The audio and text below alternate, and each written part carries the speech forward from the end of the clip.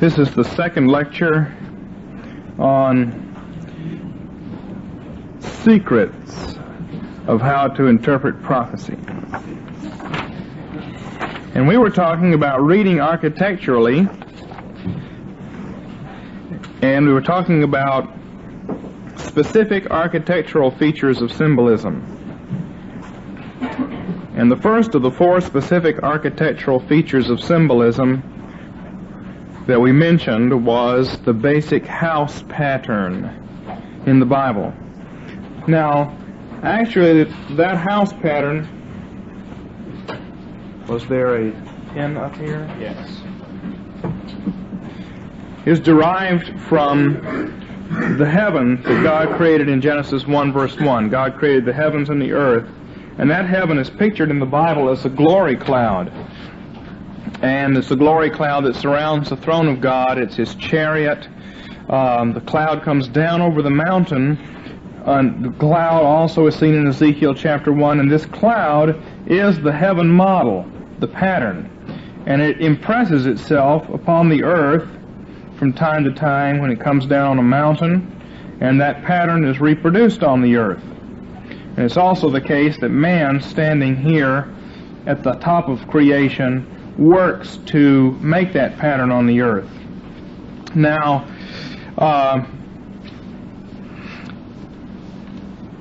it's man's task to bring the world from glory to glory according to the image or pattern that God Himself creates. And we ought to think just for a minute about what that means. If I ask, what is glory? That's pretty hard to define. It's a little bit like saying, what is red? You can't actually describe what red is. Try it. Red is red. Green is green. This is green here, but if somebody couldn't see green, you could not describe it for them. And glory, I mean, you either know what it is or you don't. But we do kind of pick up this impression that glory has to do with beauty and radiance and heaviness. Things that weigh a lot, like gold, is heavy. The Hebrew word for glory is associated with heavy. In fact, in our common jargon in English, you say, wow, heavy, man. Well, that's glory, man. These things, it's rather strange. I know that if you pick up European money that's made out of aluminum, it doesn't feel like much. And if you pick up a gold coin, it really feels good in your hand.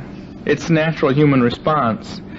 Glory reveals to us the beauty and splendor of God, whether it's color or sound or heaviness or something else, and it makes us smile because we like it, because the human image responds to the glory of God, although sin has darkened that response, and men like to respond to glory as if it weren't God's but was something in nature.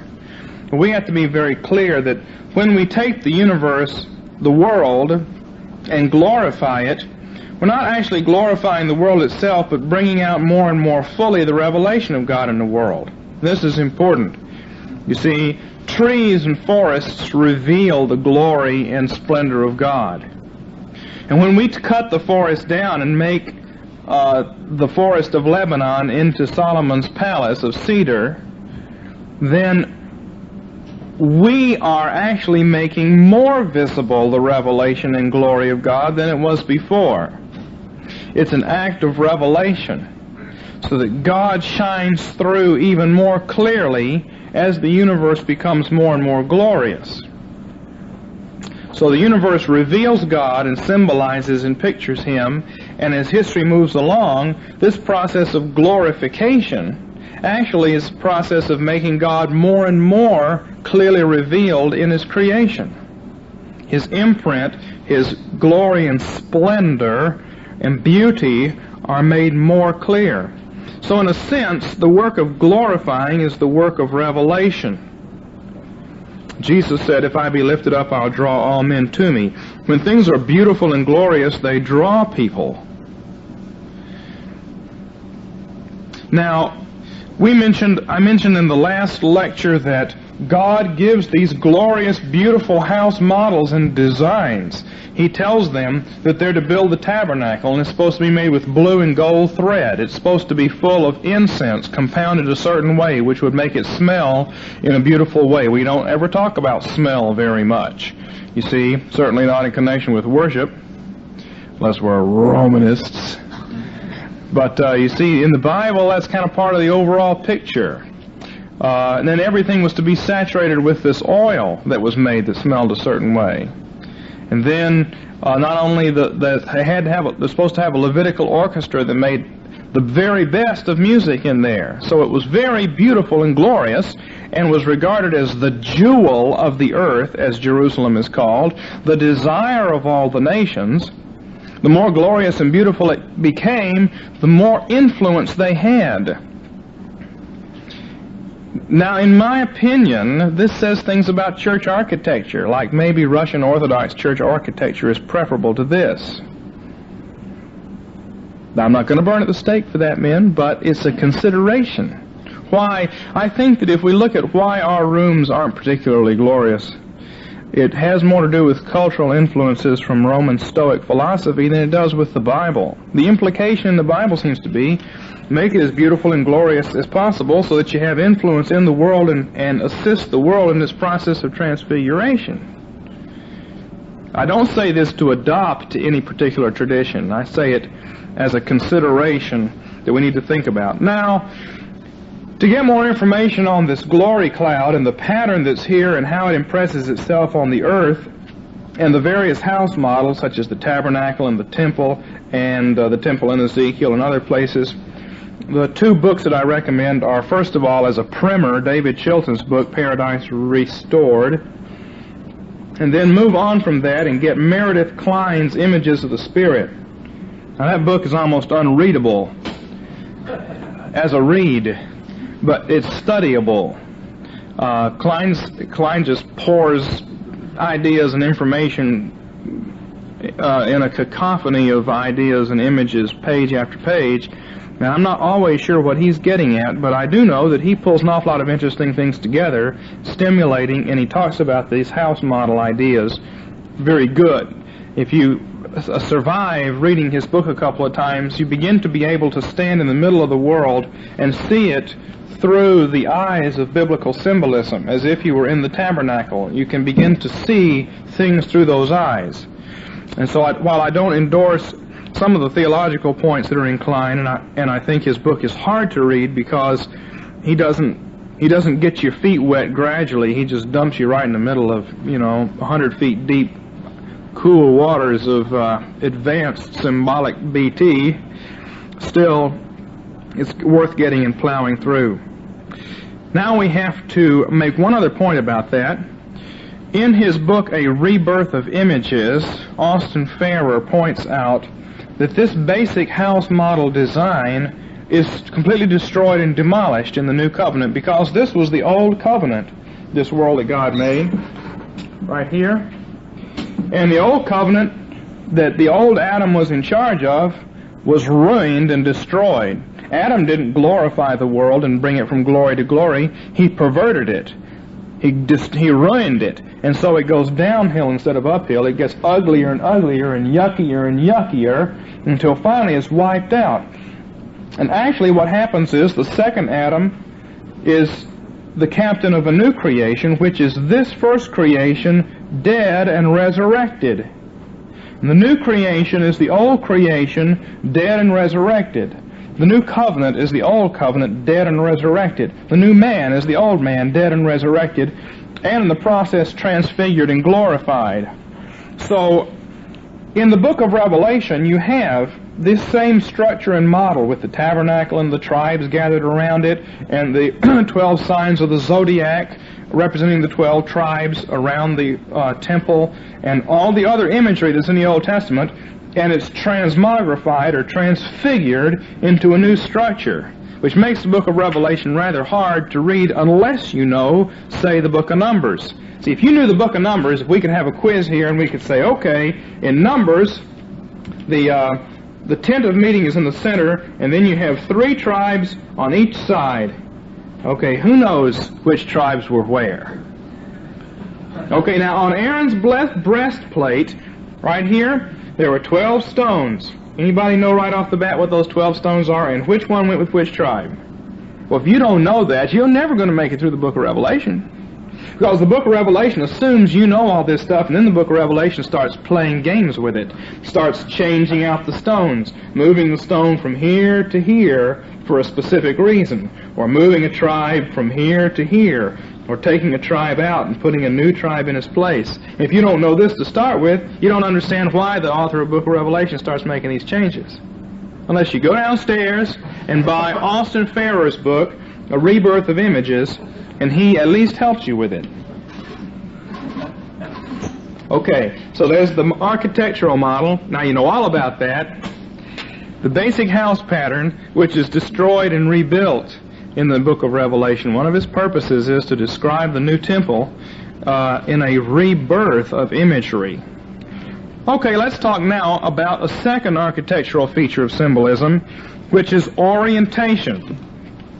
The word orientation, the word orient means east. And in the ancient world, if you drew a map, when you had a map, let's just keep this on, I keep turning it off, but this was not north but east. So you were looking east, and so a map was oriented. Now we say, how is that map oriented? Well, it's oriented north. That doesn't make any sense, actually. That means it's easted north. In the ancient world, maps were oriented to the Orient. Now, there are reasons for that. The human face only looks in one direction. And so the tabernacle and the temple, when it's built, on the one hand, it directs man's attention upward to God, and on the other hand, it directs man's attention forward to God, and in the Old Testament, in an eastward direction. And the east is a very important direction in the Bible. The Garden of Eden was planted on the east side of the land of Eden, which implies, and the rivers flowed out of Eden to water the earth. Okay. Historically, it's been assumed there was a fountain in the garden that fed the four rivers, and then they went out from the land of Eden to water the earth. And there's a distinction between the garden and the land that we'll get to in a minute. Since the garden was on the east side of Eden, naturally you would tend to proceed from Eden garden into the land itself, which would be a westward movement. And that means, and I'm just going to kind of assert this, and then as you read the Bible you see if it's true or not, that means that the east gate of Eden is the back door. And when Adam and Eve were cast out of Eden eastward, they were cast out the back door. And so always in the Old Testament, when you came to God, you moved in a westward direction from the east.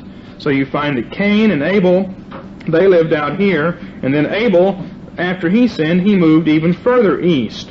And after the flood, you find that they journeyed to the east, or when you came to the tabernacle, you had to come from the east to the west, to the gate, and bring your sacrifice, and the Aaronic priest would bring it inside the courts. The Levites would bring it in the courts, and they bring it in here, maybe they bring it in here. The movement was always from west to east. Now when you get to the New Covenant, the implication is that we don't have to, we're saved in here, and now we're sent back out on what Adam would originally have been called to do, which is a westward motion out this way. And so when we come back to worship God on Sunday, we return in an eastward direction. And you find in the early church, you always prayed facing east because of this reason. So this motion, eastward and west, is real important in the Bible. You think about it in the book of Genesis and other places. It talks about how they journeyed east, or they journeyed from the east, or they came, especially the orientation of the tabernacle. Now not only does the east side have this significance of being the door, and particularly the back door, that you have to come back in after you've been kicked out, but the other directions have importance too, north and the other directions, west and south. That's them. You have the four rivers going to the four corners. You've got the four faces of the cherubim. Which faces north and which is south? Eagle face north, or is it man face that's north? Do you know? I'm not sure I know right off the bat. I'm not sure they're always the same either, but it's interesting, isn't it? You've got 4 faces of the cherubim. You got 4 horsemen in the book of Revelation, and that comes from Zechariah. There are 4 horsemen there. You've got the arrangement of the Israelite camp that I referred to a minute ago, with the camp arranged on the 4 sides. And on and on and on it goes, you see. In addition to the Rebirth of Images book, there's also Ernest Martin's book on the birth of Christ, which is downstairs, and the one on the crucifixion of Christ. You might say that's rather curious things for you to be selling here, but those 2 books spend an awful lot of time with orientation, east and west, and I recommend them to you for that, especially the one on the crucifixion. Place of Christ's crucifixion has some very valuable information on east and west and the general problem of orientation in the Scripture. So that's another archaeological symbolic structure that you have. Oh, here in Zechariah 6, verse 6, here's a verse. 5 and 6. Well, you see these horses between the bronze mountains, and the angel says, these are the 4 winds of heaven. 4 winds of heaven, going forth after standing before the Lord of all the earth, with one of which the black horses are going forth to the north, and the white ones go after them, while the dappled horses go to the south. Now, that's real obscure, isn't it? But the key to that's in Numbers and Leviticus and Exodus, where the camp is laid out and the directions begin to be given some meaning. So, again, we're talking about interpreting the symbolism here in terms of an overall architectural structure that helps us. Okay, orientation then is the second architectural structure. The third is degrees of nearness to God.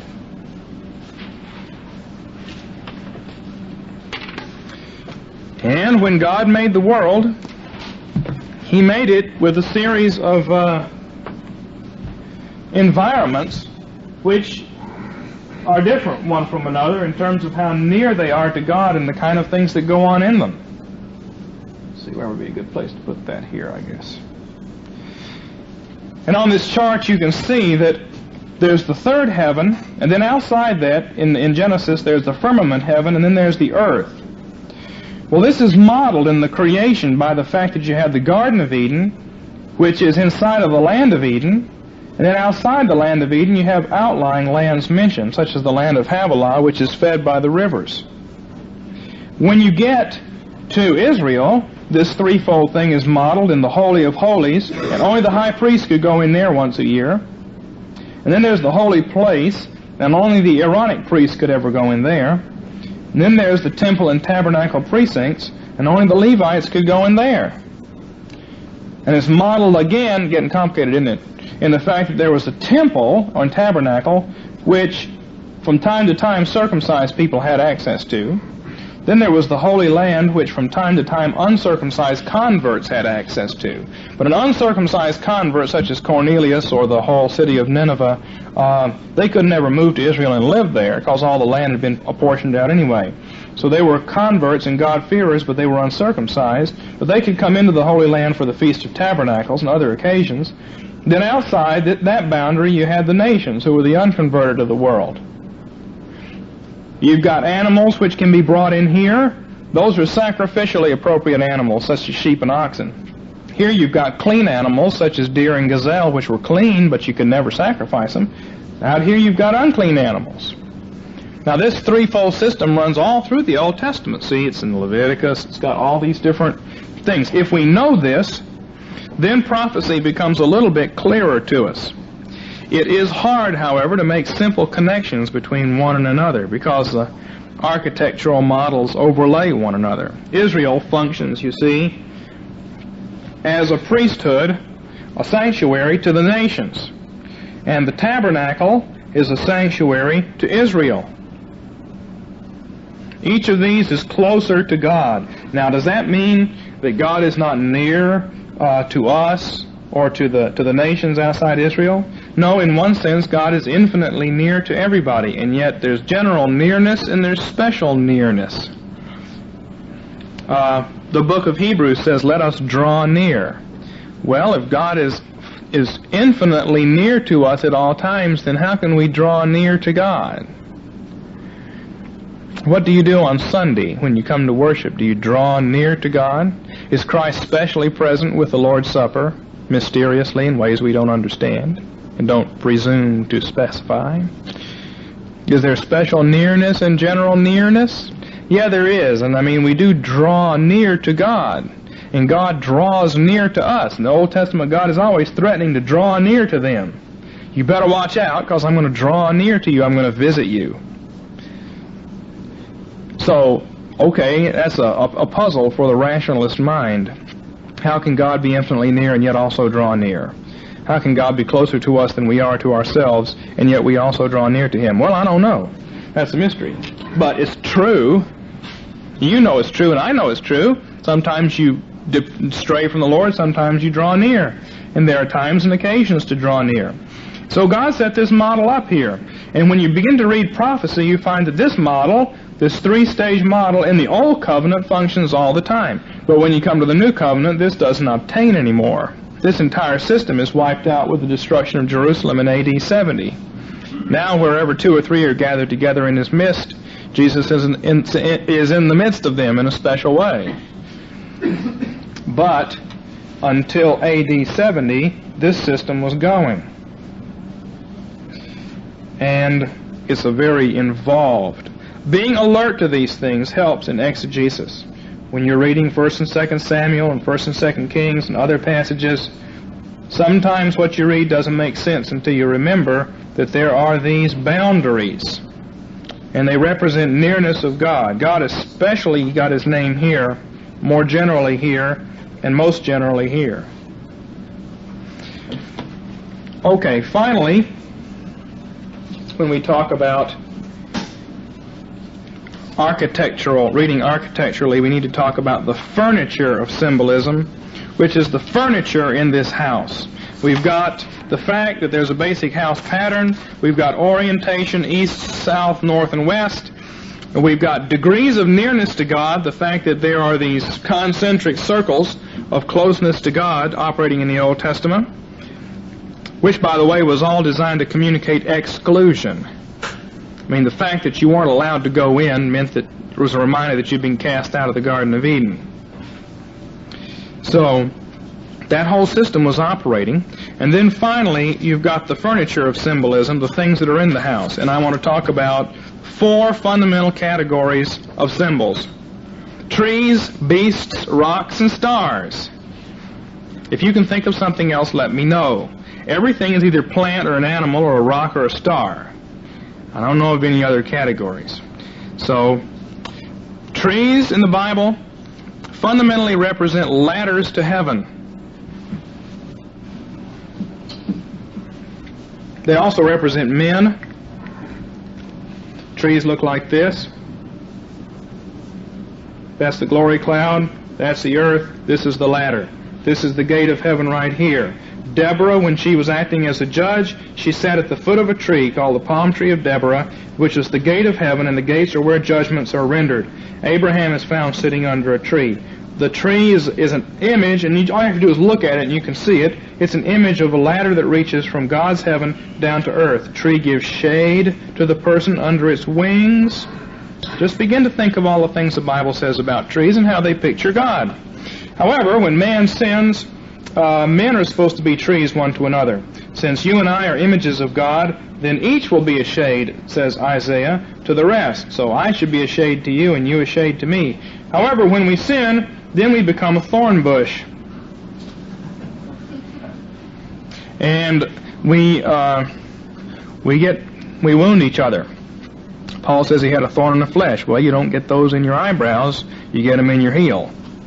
Then there are various special trees in the Bible. Cedar trees are not the same thing as palm trees. They're not the same thing as vines or fig trees. Each has its own meaning. So when you interpret the Bible, you want to be alert to the symbolic nuance of each individual kind of plant. So much for trees. Then there are beasts. Beasts are also furnishing the house of God. And according to Genesis 1:21, God used a special creative act to make certain special beasts which imaged His glory in a special way. God created, not made, bara, the great sea monsters. This word bara, to create, means a special act. It doesn't necessarily mean create out of nothing necessarily, but it always implies a special act. God created the great sea monsters, in other words, dinosaurs. Dinosaurs don't exist anymore, which is a sign to us of the destruction of sin. The serpent was more crafty than any beast of the field which the Lord God had made. And he apparently could talk. You can study dinosaurs in the Bible. Job describes them. He talks about how they were special revelations of the power and glory of God, something that no man could ever think to take dominion over ordinarily. And when man sins, then the dinosaurs become a picture of man and the world in rebellion. So the Leviathan, in some passages, is a picture of God's, the Leviathan at play in the ocean is used in the Psalms as a picture of the creation before God rejoicing. But then the Leviathan is also a picture of the creation in rebellion against God. And especially in Daniel and Revelation, you get these tremendous beasts, dinosaur-like beasts, which are picked up from Genesis 1:21. But they're all gone now. They don't exist anymore. The dying out of those things, while the Bible doesn't explicitly say so, seems to be an emblem of the defeat of wickedness in the world. But then there are other animals as well, besides these special ones, which we don't see, and they symbolize man in a whole system. See, Leviticus 11, which lists all these different kinds of animals, and how they're clean and unclean, and whether you can eat them or not, it divides them up into a bunch of different kingdoms. The creeps that creep on the ground. Then there are the things that have shoes or don't have shoes. And then there are fish in the sea which have scales or don't have scales. Each of these little animal kingdoms is an emblem of the human kingdom. See, animals were made to teach man. Adam was supposed to name the animals and learn from them. And Solomon does so in the book of Proverbs. Solomon becomes your second Adam there, and he learns from the animals. And so that whole system of what you could eat and what you couldn't eat, and what made them clean and what made them unclean. Animals that have shoes are clean because the ground is cursed, and clean animals don't go around with their feet on the ground. They wear shoes. That's why in the Old Testament you always wear shoes. Always. When you come into somebody's house, since the ground is cursed, they wash your feet. Always. Unless you're on holy ground. If you're on holy ground, then the ground isn't cursed, and it won't make your feet defile, so you can take your sandals off. Remember? Moses and Joshua. But all the other ground is cursed. And so you don't want your feet coming in contact with the curse. And if you do get dust on your feet, you wash it off until Jesus dies. And that's why we don't practice foot washing. Because if you practice foot washing, you're denying that Jesus has saved the world. But the curse has been lifted from the ground, and so we don't wash feet anymore. And animals that have hoofs on are clean. But they have to divide the hoof, which means they distinguish between what they touch, whether it's good or evil. They also have to chew the cud, and we could go on and on. But don't you see that there's a whole system of animals there? And we're only talking about land animals. We haven't talked about other kinds of animals. Creeping things that break the boundaries. See, God does not permit, in the Old Covenant, God doesn't permit you to break these boundaries. So anything that swarms around and doesn't recognize boundaries and gets inside of vessels or gets onto altars and tables and dies, these boundary transgressors are all unclean animals.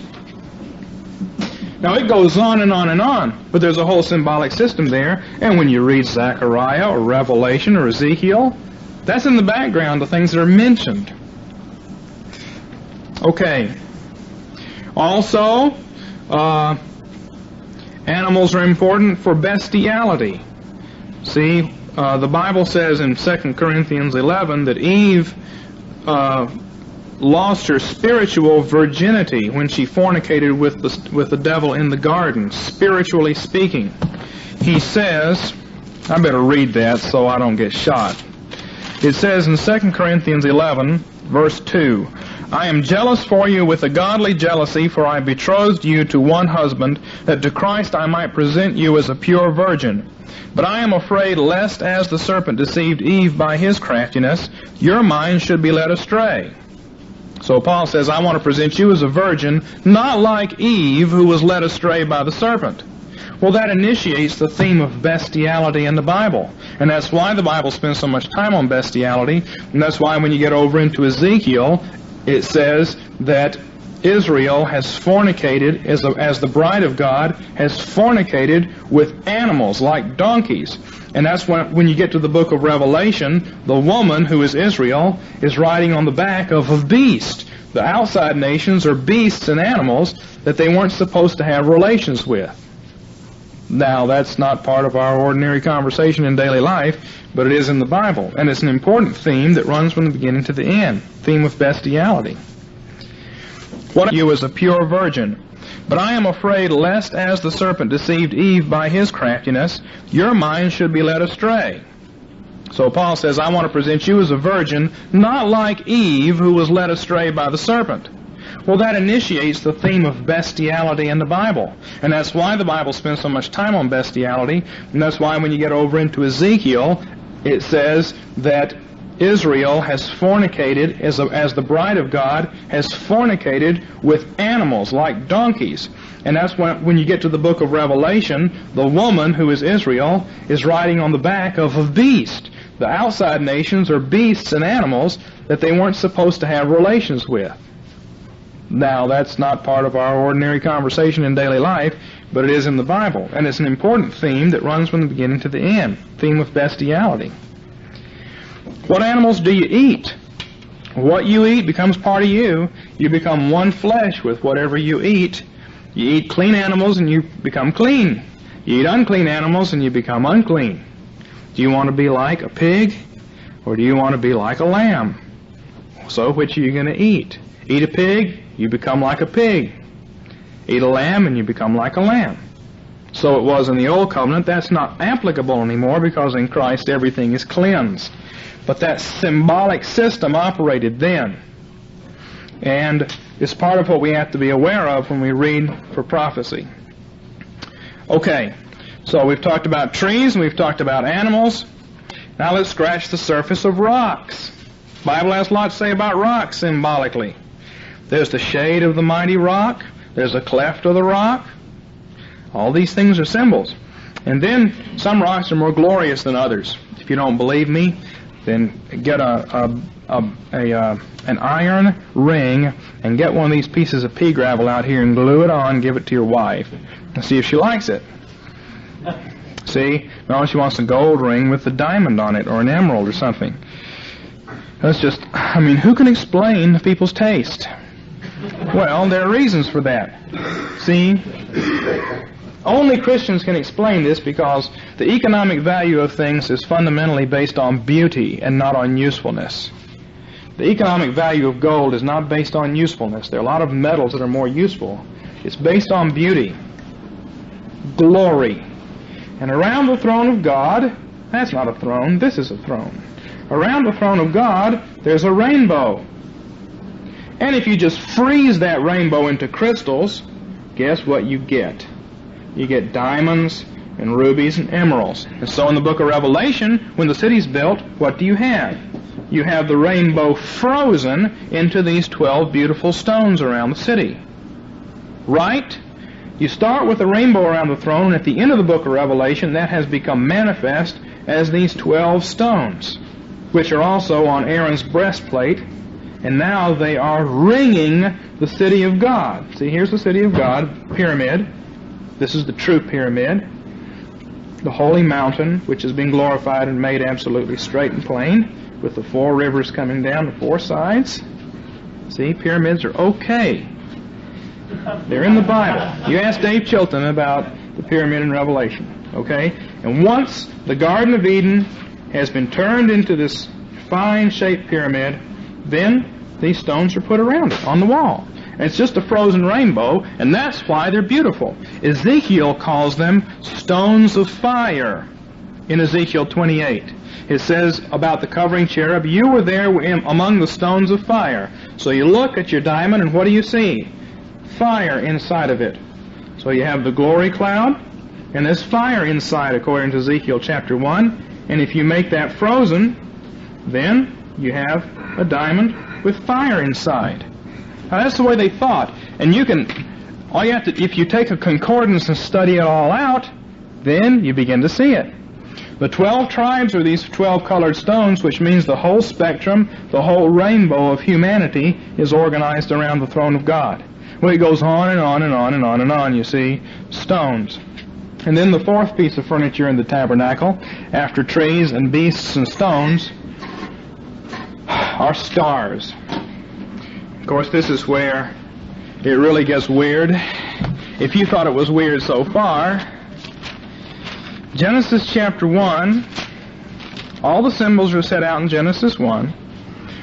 Genesis 1 verse 14 says, let there be lights in the firmament of the heavens to separate the day from the night, and let them be for signs and for appointed times. Your Bible says seasons, but it's really the appointed festival times.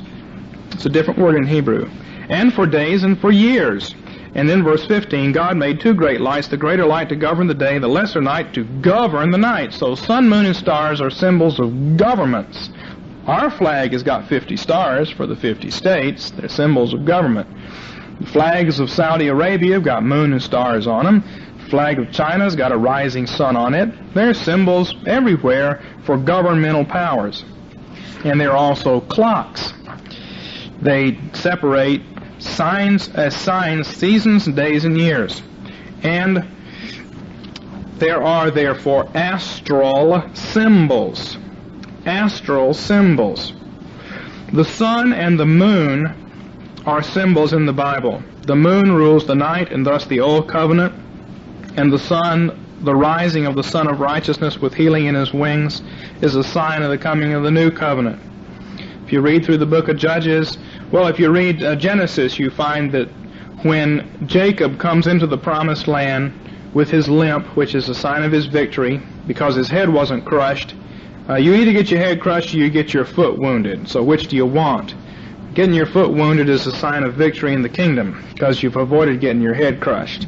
And as he limps across the river coming into the promised land, the sun rises as a sign of the coming of the kingdom. Well, Deborah calls attention to that in Judges 5. She says, may all of God's people be like the rising of the sun in their might. And 2 chapters later, Gideon, when he returns to the promised land from a battle, it says, as he crosses the river, the sun rose on him. Then you get Samson. The word Samson means sun. And you get to Psalm 19. The sun is like a mighty bridegroom, a strong man who runs a race. Well, that's Samson. The bridegroom, all right. And also a mighty man. And on it goes, you see, the sun. Then there's the moon.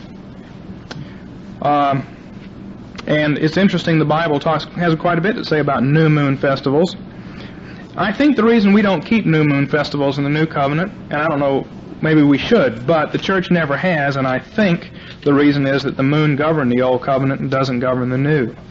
And so to emphasize the coming of the new covenant, all time is governed by the sun. The year and the day are governed by the sun, but the moon is stepped out of the picture. And then there are the stars. And we looked at some of the number structures in the stars yesterday, just by way of introduction, but there are also the constellations. The Bible refers to the constellations many times, and it does not refer to them as if they were big threats. Now, the Bible doesn't say that they tell us the future, but it does refer to them as signs. And scholars have always got this problem of who designed the constellations, because if you know the constellations, you realize they don't look like what they're supposed to be. They're just real arbitrary, but the problem is that whether you're in China or in Aztec, Mexico, or in Mesopotamia, everybody's got more or less the same pictures drawn. So at some distant point in the past, millions of years ago, these things were apparently designed by somebody. Ferrer, in A Rebirth of Images, discusses the constellations profitably, and Martin's book on the date of Christ's birth has a very good discussion correlating the 12 constellations with the 12 tribes of Israel.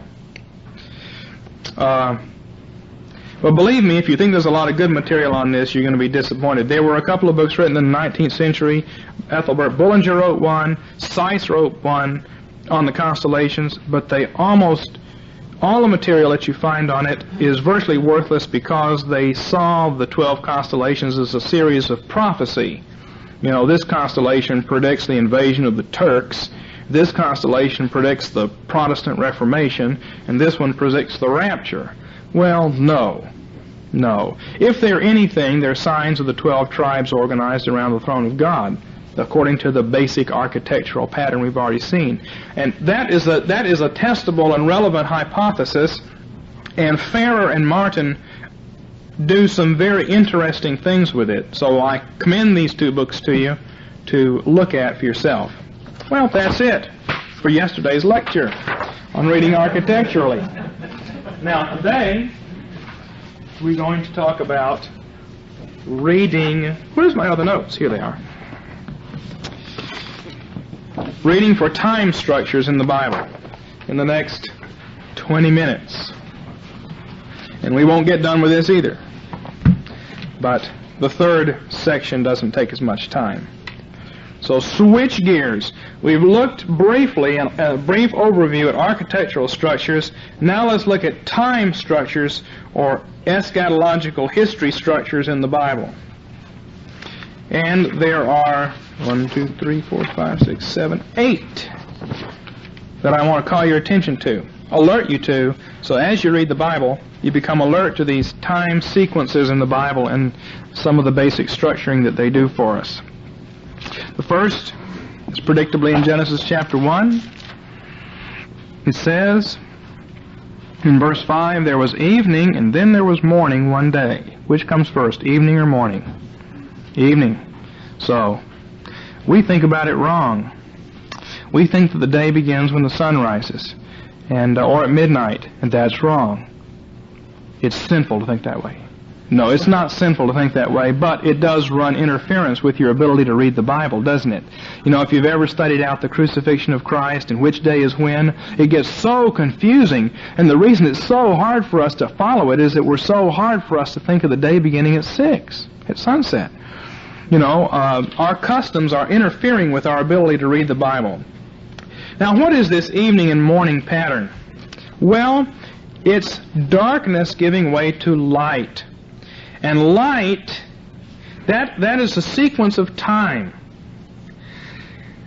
And light is called day. You know, scholars get into this big deal about what the word day means in Genesis 1, and it's told you. God called the light day. So day means light time. The fundamental meaning of the word day is a 12-hour period of light, or a 1,000-year period of light if there were one. But it's light time. And by extension, the whole 24-hour cycle is called day, because day is the second half and is the more important half. So, we're talking about time structures, and evening moves eschatologically and powerfully into morning and day. Night gives way to glorious day. Night is glorious. Go out and look. Beautiful stars and the moon, but even more glorious is the day. From glory to glory. Now, at night you can't see very well, and if you can't see very well, you cannot pass judgments. In order to pass judgments, you got to have a lot of light on the situation, both metaphorically and really. If I turn all the lights out here and made it absolutely pitch black in here, and then I said fire, you'd all trip over each other and trample each other getting out of here, right? You couldn't see. You couldn't exercise good judgment. Right? Light is a precondition for judgment, and so Judgment Day is the day of the Lord. When the light shines and reveals the hidden things in darkness, that means that judgment is eschatological, and that makes sense. Judgment's passed after things are done, not before. You don't pass judgment before you do things, you pass judgment afterwards. And so you do things in the evening, and then morning comes and judgment. The daytime is the time of judgment and evaluation after the action takes place. Now this is picked up in the Bible and used as a whole philosophy of history. And I said it just a minute ago. The whole Old Testament is pictured as taking place at night. And when the sun comes up, that's the coming of the new covenant. You know why Nicodemus met with Jesus at night? I don't know why, but I believe I know why the Bible goes to the trouble to tell us. Because Nicodemus is an old covenant man, and meeting with Jesus at night makes sense. You have this sunrise theme. The battle takes place at night, and then in the morning, as we limp across the river into the kingdom of God, the sun boils up over the horizon with us. And then you have, and I'll only call attention to this, a grotesque inversion of this sunrise theme in Judges chapter 19, where the woman is raped all night long and she dies with her hands on the threshold as the sun comes up. She doesn't get to go across the threshold into the kingdom, and as the sun comes up, she dies. In fact, Judges 19 is very carefully written. My book gives you all the details on it, but the scene gets darker and darker as they go into this sodomite town. The sun goes down, and then it's dark, and it's getting darker, and then during the night these horrible things happen. Then the sun comes up, only instead of the kingdom of God, it's death for the bride. Zechariah chapter 1 through 6, the night visions of Zechariah are arranged with a series of visions moving into midnight, and at midnight you have the Passover lamb, and you have the deliverance from Egypt, and then you move out towards sunrise. As Zechariah goes to sleep, his first vision is, there are these horses, they're just sitting around. But as the sun comes up in the morning, the horses are sent out to the four corners of the earth to conquer the world for Jesus Christ. Now that structure is there, and Joyce Baldwin in her commentary on Haggai, Zechariah, and Malachi discusses that chiastic structure. Well, that's the evening and morning structure. That's a time structure in the Bible. It's very common. The second time structure in the Bible is the creation week. In other words, the pattern of days. The first 3 days of the creation week were days of separation, where God separates one thing from another.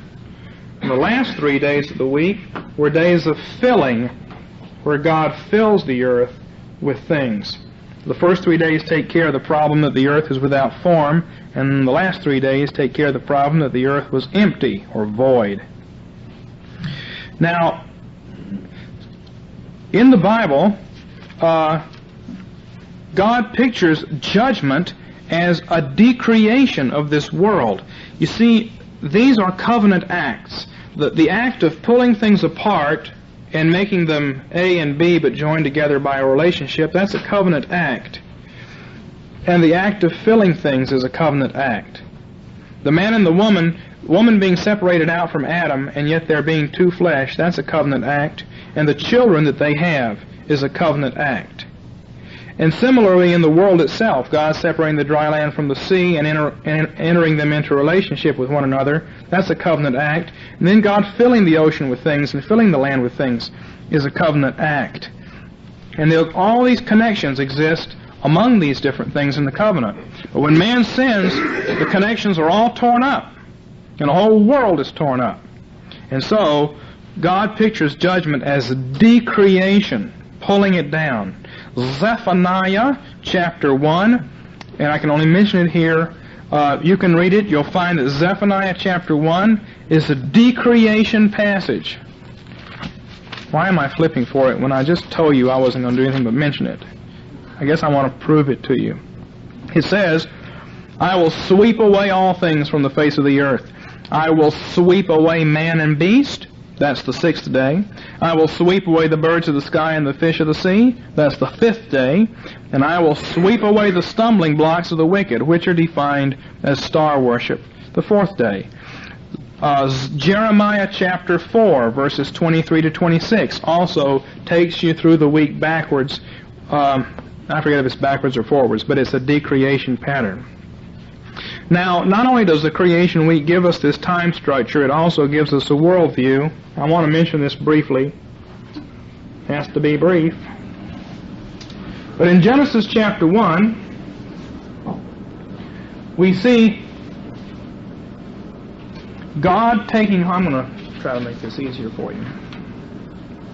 Is that working? Yes, it works. God takes hold of the creation. God divides it into separate parts, days 1 through 3, and then God distributes it or apportions it to various kingdoms, plant kingdom, animal kingdom, a kingdom of fish and birds. Then it says that God sees what He has done, and behold, it's good. At the end of each day, God saw what He had made, and behold, it was good. That's like He tastes it and approves of it. And then on the Sabbath day, God rests and enjoys what He has made. That's the sequence that you have in that chapter. God lays hold of it. God creates it out of nothing in Genesis 1, and then God starts laying hold of it and doing things with it over the course of 6 days. These numbers are not days. They're just a sequence of events. 2 is blank for God. We'll look at that in a minute. But God takes hold of it and works with it over 6 days to set a pattern for man, because man is the image of God. And what's Adam supposed to do? Well, Adam is going to take hold of the creation. And then he's supposed to give thanks, but that's what he refuses to do. But even in his sin, Adamic man breaks down the creation and restructures it. He takes a rock out of the ground, he melts it, he separates gold out of it and dross, and then he restructures it and makes something out of it. A lady takes wheat.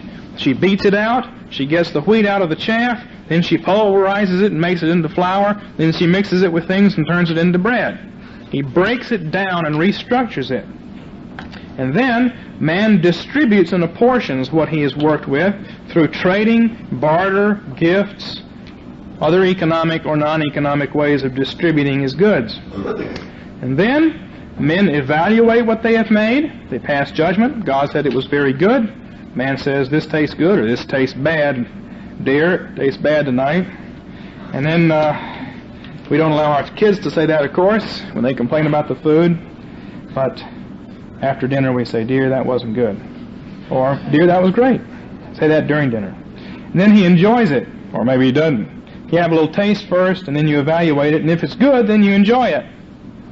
Now, as I said, Adam refused to give thanks, and so this whole system was perverted. And so Jesus Christ, on the night in which He was betrayed, took bread and wine, blessed it and gave thanks, then He broke it, gave it to His disciples, they tasted it and evaluated it. Psalm 34, verse 8, O taste and see that the Lord is good. Judas tasted and said it's bad, but he tasted it, and then they ate and drank in the kingdom. And so Jesus restores us to our kingdom task, and that ritual, which is at the center of our religion, is a ritual which restores us to all of our work. Because no matter what you do in life, this is what you do. You lay hold of the creation somewhere. You break it down, you give thanks for it, or else you don't. But I think we're all Christians here, all baptized and believe in Christ. We give thanks for it, we break it down and restructure it, we distribute it through the free market, or else the government distributes it for us. And then the people we distribute it to, they taste it and evaluate it. They say, this is a pretty nice car. This car is a lemon. Whatever. They evaluate it, and then they enjoy it. Or if you take hold of musical notation, you take hold of music. You inherit the entire Western tradition of music from Bach to, from Guillaume de Machaut all the way down to Olivier Messiaen or whoever. And you take hold of this musical tradition and you break it down and you restructure it and compose your own music out of notes, and then you play it for other people to listen to, and they listen to it and they evaluate it and they enjoy it. Doesn't matter what you do. This is what you do because you're the image of God and you can't help but do it. The only question is whether you're going to give thanks or not. And first Adam refused to give thanks and acknowledge God. It says in Romans chapter 1, they did not give thanks. It's the bottom line on Adam's sin. It says, though they knew God, they did not honor Him as God, nor give thanks. They didn't give thanks, but Jesus did. That's why the worship service historically is called Eucharist, that is thanksgiving, because the whole quality of the Christian life is giving of thanks in the midst of doing this action.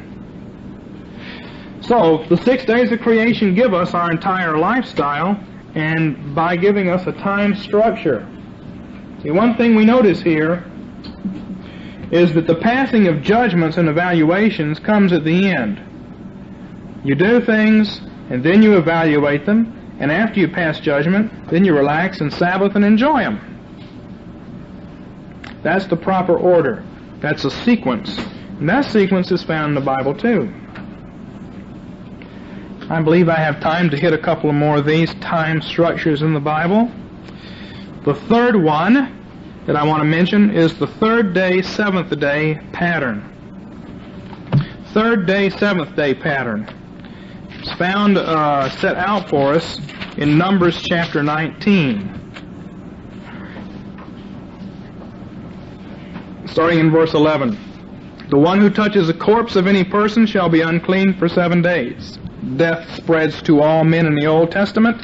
You touch something dead and death spreads to you. Romans 5 tells us that. So anytime in the Old Testament you came in contact with something dead, then death spread to you. In the New Testament it's different. When the woman who'd had the hemorrhage for 12 years touched Jesus, life flowed out from him and cured her. That was something new and different. With the outpouring of the Holy Spirit at Pentecost, now life spreads to all things. But back then it was different. So you touch the corpse of any person, you're unclean for 7 days. And verse 12 says, that one shall purify himself from uncleanness with the water on the third day and on the seventh day. And then he shall be clean. But if he does not purify himself on the third and on the seventh day, he shall not be clean. Now what's going on? Well, these are two judgments. And you see, what happens if you're dead is that you have to be resurrected. Right? So, if you touch, this is all ceremonial now, symbolic. If you touch a corpse, death spreads to you, you become ceremonially dead. So, you're going to have to be ceremonially resurrected. And the ceremonial resurrection happens on the third day and on the seventh day, which gives you two resurrections. It's real important for Revelation chapter 20 that you understand Numbers 19. Your average Bible commentary doesn't know about Numbers 19, but there are two resurrections here. Now, the resurrection of the third day is apart from works. I had a seminary professor who got shot down by trying to call attention to this phenomenon. But the resurrection of the third day is apart from works, but the resurrection or judgment of the last day, on the seventh day, includes works. You and I could never do any good works at all if God didn't intervene in the middle of our lives and regenerate us. Now that we've been regenerated, now we can do good works. And on the last day, we'll be judged along with our works. And we get told, well done, thou good and faithful servant. I gave you 5 talents, now you've turned them into 10. I gave you 4 and you've turned them into 8. You see, God has to intervene in the middle of history to make it possible for us to do good works which can be judged good at the end of history. And so the judgment on the third day is what makes possible the judgment on the seventh day. The resurrection on the third day is what makes possible for us to do good works. The resurrection of the inner man, the first resurrection, the resurrection of the body, the end at the end. I have a lot of material on this in the Law of the Covenant. And I also have material on it in Christianity and Civilization number 3, Tactics of Christian Resistance. Okay, but this is another pattern. If you read the life of Samson, you will find that the number 3 keeps showing up, because Samson gives a preliminary judgment to Israel, a preliminary resurrection, but not a full one. You'll find other places in the Bible. In Samson, there's a judgment. When Samson's wife tempts him, it says that she tempted him on the third day, and then she tempted him again on the seventh day. This keeps showing up. Abraham took Isaac on a 3-day journey into the wilderness. Israel, when they came out of Egypt, was to go for a 3-day journey into the wilderness. Jonah was in the belly of the whale 3 days. And then, after those 3 days of death, you come to the first resurrection on the third day, or in the third year, or in the third month. And then, that makes it possible to go all the way to the 7th month. Another fundamental time structure in the Bible that shows up over and over again. Well, my time is up.